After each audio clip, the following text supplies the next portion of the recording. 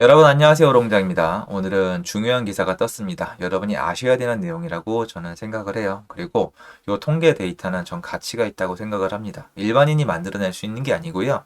시스템을 갖춘 곳에서 알려주는 건데 돈을 벌 기회보다는 여러분의 재산을 지키기 위해 필요한 자료이기 때문에 상당히 가치 있다고 생각을 합니다. 같이 한번 보실게요. 시청하시기 전에 구독하기, 좋아요, 멤버십 부탁드리고요. 멤버십은 매주 토요일 라이브를 진행하고 있습니다. 그리고 제 특강은 오늘 25일까지만 접수가 가능하세요. 집값 급락에 서울 빌라도 깡통 전세 위험 수위. 보시면 전세가율이 정말 장난이 아니에요. 여러분 보시면 91.2%가 있어요. 91.2%면은 집값이 1억이면 전세가 9천이 넘는 거예요. 그리고 아시겠지만 통계기 때문에 업다운이 있거든요. 심한 경우엔 빌라가 가격이랑 전세가랑 붙어 있는 거예요. 문제는 얘네는 노도강이라서 노도강이니까 라고 생각하는 분도 계실 수도 있는데 보시면 강동구, 광진구가 90%까지 갑니다. 실거주 수요가 꽤 많은 곳. 여기가 없다는 뜻이 아니에요. 직장이 인근에 있다는 뜻인데 그런 곳들조차도 거의 전세가율이 90%를 향해 달려가고 있습니다. 더 중요한 건 이게 지금 계속 올라오고 있다는 거예요. 그리고 여기 집값 급락에 얘기했는데 이게 좀 약간 동아일보에 약간 섭섭한 게 뭐냐면 집값이 내려가고 있는 건 맞아요. 저 그거 영상 올렸다가 조금 당황했어요, 반응에. 근데 여러분 빌라랑 연립은 올라왔어요. 최근에 꺾인 거지 한 8월달, 9월달부터 약간 뜸해진 거지 그 전까지 계속 올라왔거든요. 모아타운 테마까지 있었기 때문에 신통기획이요. 그래서 올라왔거든요. 그러니까 집값 급락이 아니라 전체 평균을 내면 급락일 수도 있겠지만 아파트랑 섞어야 되잖아요. 아파트가 서울로 따지면 절반이 안 돼요, 여러분. 보면 뭐 빌라가 차지하는 비중이나 아파트가 차지하는 비중이랑 비슷하거든요, 서울은. 그런데 여기 보셨을 때 집값 급락이 아니라 빌라는 여태까지 가격이 올라오고 아니면 버텨왔거든요. 떨어진 지역은 이 재정비 테마가 있던 곳이죠. 집값이 올라온 상황에서 깡통 전세가 뜬 거기 때문에 지금 이쪽 시장은 수급이 완전히 붕괴된 상태라고 보시는 게 맞아요. 물론 빌라가 하위 시장이거든요. 빌라가 나쁘다는 게 아니고요, 여러분. 우리가 수요를 놓고 따졌을 때 수요가 사실은 가격에 반응이 되면 가격에 반영됐다고 딱 봤을 때 비싼 게 좀 수요가 많은 거잖아요. 아파트가 더 비싸잖아요. 아파트가 빌라보다 수요가 많다고 저는 생각을 해요. 그런데 얘 윗단 아파트 쪽의 가격이 지금 불안하기 때문에 여기는 사람들이 신경 안 쓰는 것도 많고 얘네가 무너진다고 바로 아파트가 흔들리는 건 아니거든요. 아파트가 흔들리면 밑으로 내려올 수는 있지만 얘네가 흔들린다고 위로 올라가는 건 아니거든요. 약간 이런 거랑 비슷해요. 서울대가 미달이 나면 연고대 쭉 영향을 받지만 지방대가 미달이 난다고 서울대가 영향을 받는 건 전혀 아니거든요. 일단 하단에서 부글부글 끓고 있는 거라고 생각하시는 게 맞아요. 그리고 보시면 우리가 이걸 알아야 돼요. 제가 요즘에 이런 컨텐츠를 좀 찍었습니다. 여러분들이 많이 안 보시는 건 알지만 그래도 저는 젊은 분들 그리고 처음으로 집 계약하는 분들이 보증금 날리는 상황망은 막고 싶어요. 왜냐면 그게 피 같은 돈이거든요. 그래서 보시면 보증금 위반한 사건 사고가 어떻게 해야 막을 수 있을까라고 생각을 하고 아는 지식을 계속 전달을 해드리는데 여전히 많은 분들이 그냥 전입을 받고 확정일자 받으면 끝이라고 생각을 하세요. 전입을 받고 확정일자 받으면 끝이면 지금까지 왜 그런 사건 사고가 생겼겠어요. 그게 아니라 시장 구조를 알아야 돼요. 지금은 좀 억울하시겠지만 임차인 분들이 임대인, 그러니까 매매를 할 만큼의 지식을 가지고 전세 계약을 해야 된다니까요. 옛날처럼 여러분, 그러니까 전입일 받고 확정일자 받으면 돼요는 임차인 분들이 생각하시는 거잖아요. 그게 틀렸다는 게 아니에요. 맞아요. 맞고 그렇게 됐을 때 보증금이 지켜져야 정상적인 사회가 맞는데 부동산 시장이 몇 년 동안에 두드려 맞았단 말이에요. 이제는 그거 가지고 안 돼요. 시장을 내가 산다는 마음을 가지고 분석을 하셔야 돼요. 예를 들어서 이런 거랑 비슷합니다. 집값이 3억이에요. 근데 전세가 1억이에요. 이런 데는 앞에 이상한 게 없지 않고서는 웬만하면 경매까지 가도 보증금 돌려받는단 말이에요. 그런데 집값이 3억인데 전세가 2억 9천이에요. 벌써 싸하잖아요. 근데 이게 계약이 된단 말이에요. 그럼 이게 지금 시장에서 왜 계약이 되는지를 알아야 내 재산을 지킬 수 있을 거 아니에요. 그죠? 그럼 보시면 서울 빌라들을 나가보면 매매가랑 전세가랑 거의 들러붙은 거니까 전세에 대해선 최소한 전세에 대해선 수급이 안 맞는 거예요. 왜냐면 여러분 계약하러 나가시면 싸지 않아요. 아니, 빌라 값이 3억인데 전세가 2억 8천이에요. 그러면 싸 하시잖아요. 그러함에 불구하고 왜 계약을 하세요? 그거밖에 없으니까. 그래도 집 사기 싫으니까. 그래도 월세보단 나으니까. 라는 생각이 들 거예요. 대부분 거기에 부모님 돈이 들어가 있단 말이에요.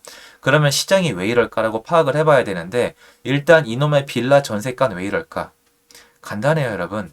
빌라의 전세 공급보다 빌라의 전세 수요가 많기 때문이에요. 그러면 첫 번째로 빌라의 전세 공급은 왜 줄어들었을까요? 간단해요. 5년 동안 때려잡았잖아요. 누구를? 전세를 공급하는 사람들을. 다주택자를, 투자자들을 못 들어오게 했잖아요. 본격적으로 종부세가 강력하게 도입된 이후로 쭉 그게 연달아 일어났겠지만 이번 시장에서는 한 16년도 이후부터 좀 줄었어요. 그리고 2020년도 8월달이 정점이죠.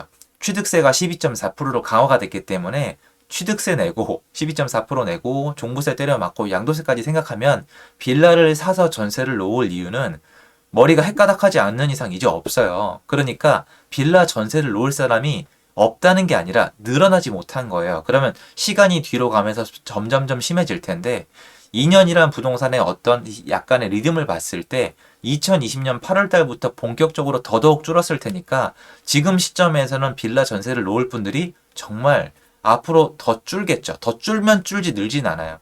그러면 봤을 때 빌라의 전세 공급은 줄는 게 정상이에요.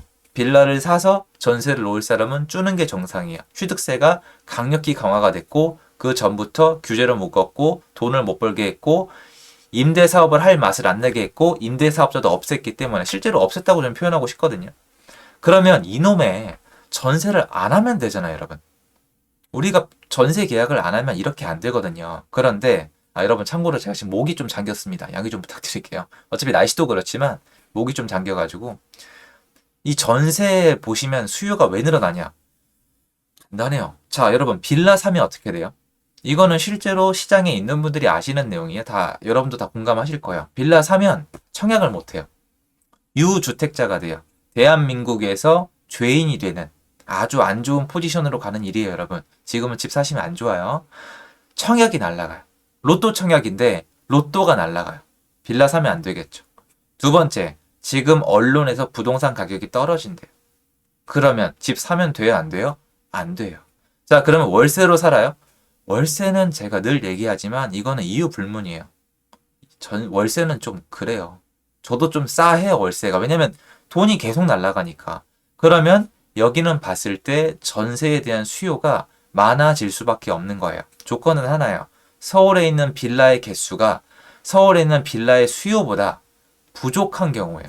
맞죠? 왜냐면 아까 말씀드렸다시피 서울 빌라가 남아 돌면은 전세, 월세, 매매가 다 떨어져야 돼요. 이건 아주 상식적인 거거든요. 그러니까 지금 이걸 봤을 때 전세를 놓을 수 있는 집만 부족한 게 아니라 빌라 수 자체가 부족한데 그럼 앞으로 어떻게 되느냐? 제가 하는 사람이잖아요. 아예 그 일도 하잖아요. 여러 가지 일 중에 시행을 하잖아요. 서울의 빌라 공급을 할 맛이 지금 나느냐? 노. 이딴 환경에서 정말 공급할 맛 안 나요. 물론 돈 벌려고 하는 거 당연히 깔끔하게 인정을 하는데 땅값 2배 넘게 올랐죠. 세금 다 올라갔죠. 인건비 다 올라갔죠. 원자재 올라갔죠. 관리 감독 심하죠. 사고 나면 깜빵 가죠. 다 확인해 보세요. 제가 지금 하나하나 말한 게 사실인지 아닌지. 누가 지어요, 그걸? 지어서 사업할 수 있어요. 돈 벌 수 있어요. 자, 그럼 대출은 잘 나와요? 나온다고 쳐요. 금리는 싸요? 그러면 빌라를 지어서 팔기에 좋아진 게 뭐가 있냐? 좋아진 거 딱 하나밖에 없어요. 경쟁자가 줄었다는 거.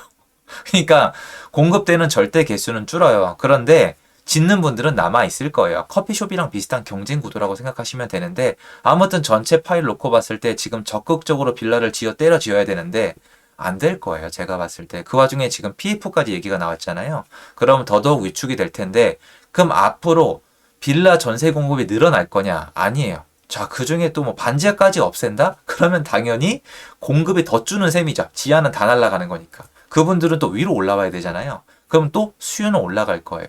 그럼 봤을 때 앞으로 빌라 전세 공급은 더 줄 거고요. 앞으로 빌라 전세 수요는 더 늘어날 수도 있고 더 줄 수도 있는데 문제는 아파트 시장은 월세로 도망가는 게 가능한데 빌라는 예전부터 월세 시장이 갇혀져 있었어요. 그러니까 올라가다가 한계가 느껴지는 거예요. 얘네가 하다 안 되니까 오피스텔 월세까지 올랐어요. 오피스텔 월세가 진짜 안 올라가거든요. 뭐 생수까지 올라갔으니까 할 말도 없어요, 저는. 그래서 앞으로 놓고 봤을 때 어떻게 되느냐? 빌라 전세 계약을 하지 않는 게 좋아요. 근데 여러분 이게 그냥 그대 있는 그대로 말씀드리는 거예요. 그냥 여러분이 그 믿고 있는 전입일 확정일자 받으면 땡이다. 난 최선을 다했다. 그게 여러분 돈을 아예 지켜주지 않아요, 여러분. 팩트를 말씀드리는 겁니다.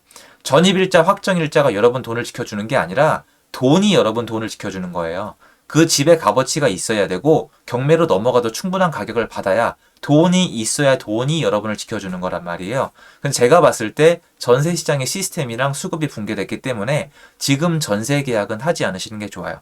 그리고 매매하란 얘기는 제가 제 의견만 말씀을 드릴게요. 차라리 월세 계약을 하세요, 여러분. 서울 빌라는 이제 월세 계약을 하세요. 그러지 말고. 전세 계약은 제가 봤을 때 이대로 가면은 불안불안해요.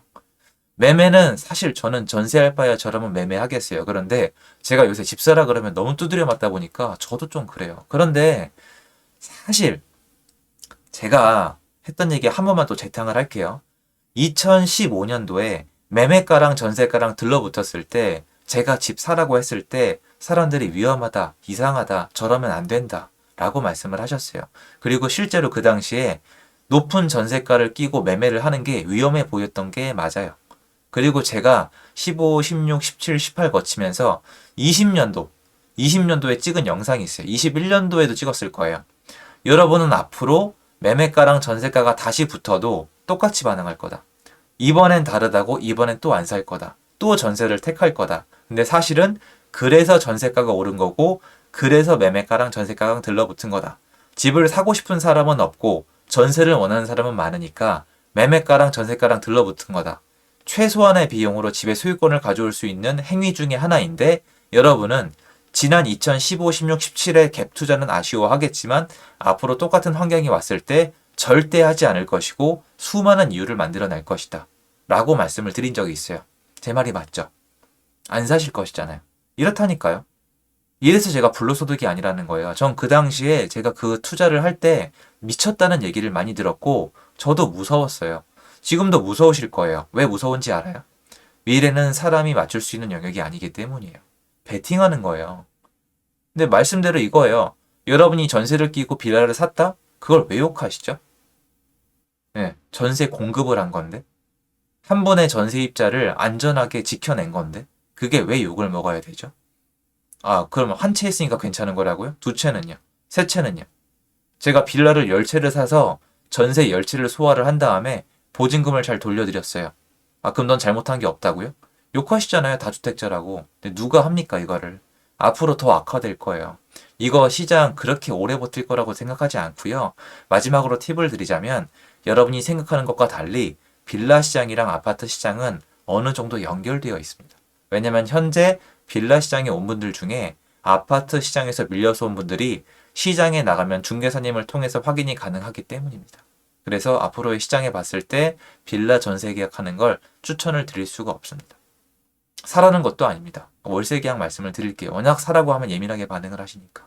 그래서 여러분 돈은 여러분이 지켜야 됩니다. 난 최선을 다했다. 난 할 거 다 했다. 난 임차인의 의무를 다했다. 알죠, 여러분? 저는 알죠. 인간 대 인간으로 이해하고 당연히 마땅히 보증금을 돌려받는 게 정상이라고 생각을 합니다만 현실이 안 그런데 제가 어떻게 얘기한들 그게 상관이 있습니까? 여러분 돈은 여러분이 지켜야 됩니다. 참고 부탁드리고요. 도움되었으면 좋겠습니다. 감사합니다.